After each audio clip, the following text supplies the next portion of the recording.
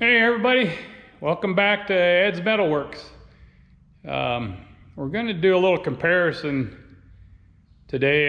I kind of started this project and thought, well, I'm going to do a little video with it. I'll show you what we got going here. I have two of these old, I suppose you'd call them an F-clamp.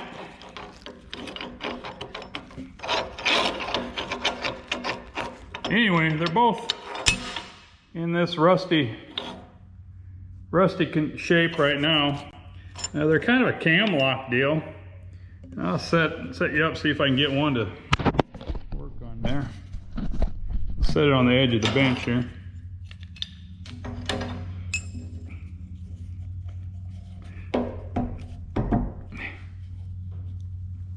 Well, even in their rusty configuration, it seems to hold okay. But what we're going to do with these, I'm going to take one and put it in a rust dissolver. I happen to have a 5-gallon bucket of Evapor-Rust. I suppose there's several different brands on the market, but I'm going to try this Evapor-Rust.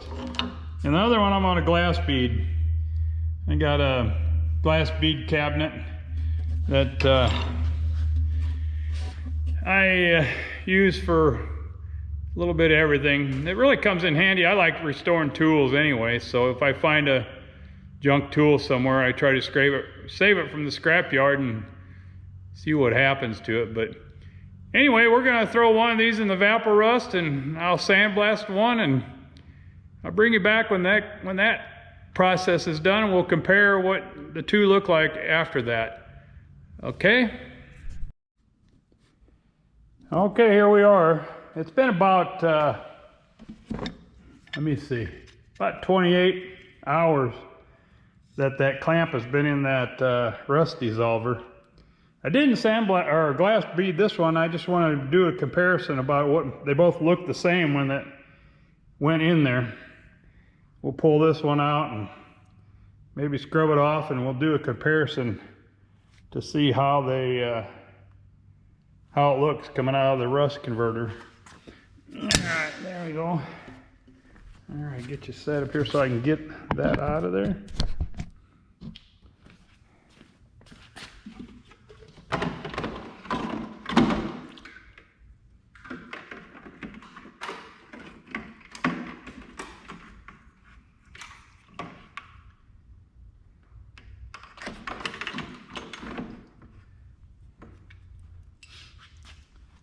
All right, there's what it looks like coming out. Looks like that stuff will wash off there. I'll go scrub this off and we'll be right back. Okay, here we go. That's after 28, I think it's 28 hours in rust converter. Evapor-Rust is what I'm using. But I like the look of that. It got, I'd say it got 99% of the rust off. There's still these black oxidation on there. I don't know what that is, but it kind of looks a little better than for a vintage tool than glass beading it. The glass beading kind of shines it up or makes it more white. But I think a little bit of touch up on a wire wheel, get some of that, there's a little bit of rust still on the main pad there, but overall, it sort of loosened it up, works smoothly now. I think we're going to put this other one in the rust converter too. I like that look. We're going to go with that, and I'll bring you back in another 28 hours and show you what the second one looks like. Well, here we are with our clamps.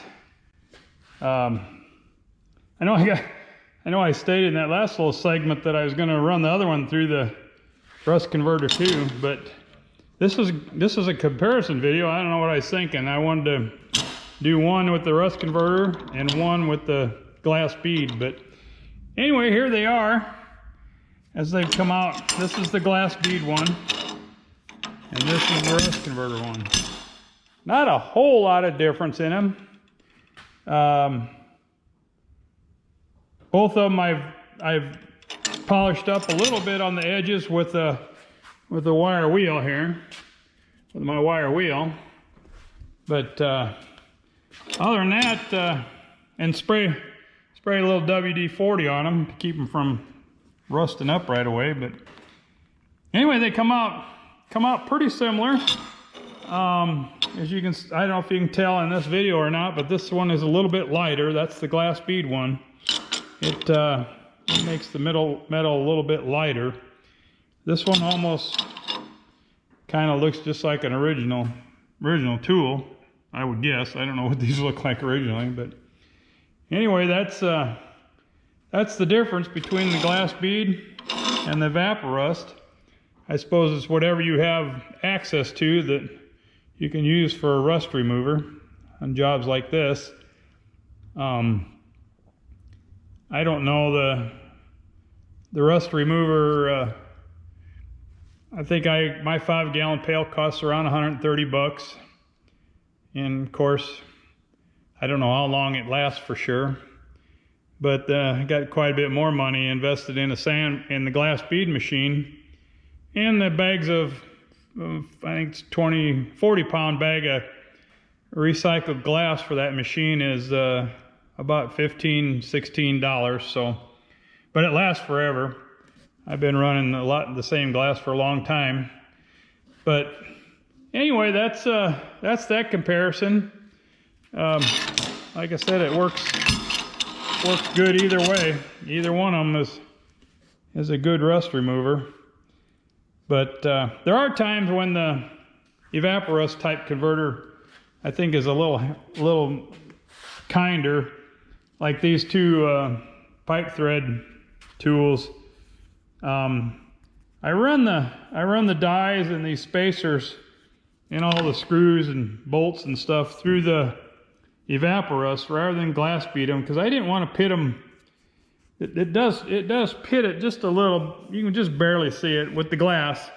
Now if you have sand in there, it really pits them. But anyway, the Evapo-Rust took the rust off of these were just as rusty as those clamps to start with. But the handles, I run them through the Evapo-Rust and then polished them up on the wire wheel. And like I said, the dies went through the Evapo-Rust and a little bit of polish on the wire wheel. But the bodies themselves, I glass bead them. But anyway, that's kind of the comparison of rust removal in my shop. So I hope you enjoyed that a little bit. I do have one more thing to share with you though, before we end this video.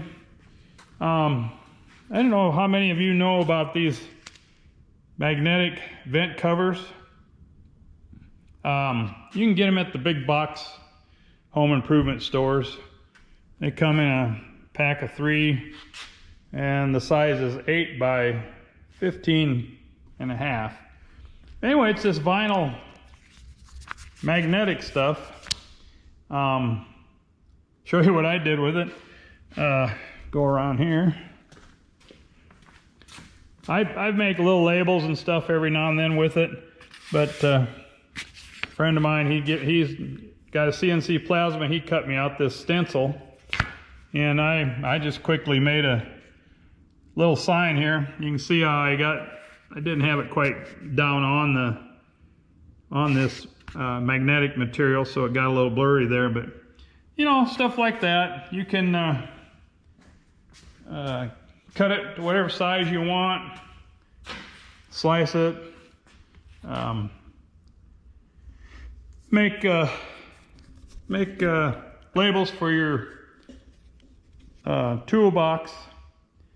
You know, I got a dry erase marker here. Now, it doesn't dry erase for sure, but you know, that's just an example. I'll show you. Once you get it on there, don't dry. Well, this one did pretty good, but if you use a little lacquer thinner, it comes off of there. But you know, use a Sharpie, You can even use a label printer and stick them on here, and then you can move it around. It ain't a permanent sticker on your box if you change locations of stuff. But anyway, I just thought I'd share that with you. These Best Air magnetic vent covers. They make I can't even get it off the table. And they make a good material for making labels and little signs like this. I told my friend when he made the stencil to watch out, everything in my shop will be painted with this on there. But anyway, that was also made by him and designed by my son, that sign up there. But alrighty, thank you very much for joining along. I hope you got something out of this one. If you did, give me a thumbs up. And we're on to the next project. So we'll keep trying to come up with something interesting to do, and we'll see you on the next one. Thanks a lot for watching. Subscribe and give me a thumbs up.